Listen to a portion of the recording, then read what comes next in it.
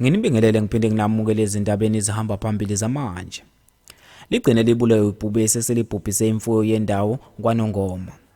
Umnumzane Siphiwe Mbatha ubambe ibhubesi esithombeni elebala kwamanye eqe esiqiwini Imfolozi Game Reserve okuthiwa aseyiqedile imfuyo yomphakathi wasemasokweni khona Kwa-Nongoma. Umphakathi wasemasokweni kaNongoma ubulale ibhubesi okusolakala ukuthi sekunenyanga lichanasa namanye amabhubesi endaweni.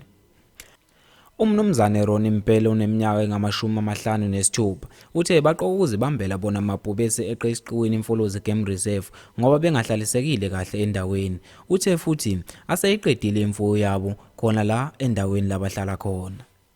Ikhansela lendawo liphawule lathi sebekhathela amabhubesi abhuqabhuqa imfuyo yabo kujikwe kungenziwa lutho. Laphinde labeka lathi uma qhubeka kanje lesimo umuntu uzogcina engenamfuyo kule ndawo. Asisho ukuthi asifuni ukugcina imvelo kodwa ngeke sibukele amabhubesi eqeda imfuyo yethu. Ngakho sizoqhubeka siwabulala amabhubesi kubeka lona ikhansela. Uthe amalungu omphakathi awaphephile futhi bayibona besengcupheni yokudliwa amabhubesi. Kanti ke bathi bona bazokwenza ngokusemandleni ukuvikela imfuyo yabo kanye namalungu omphakathi nje ewonke. Angeke bebukele amabhubesi ezochanasa endaweni yabo bengabantu bangabahlali.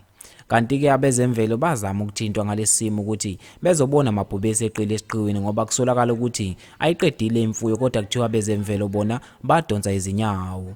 Hayi ke mbukeli nawe mlaleli ziphela lapho ezalihora asiphinde sidibane kwezilandelayo.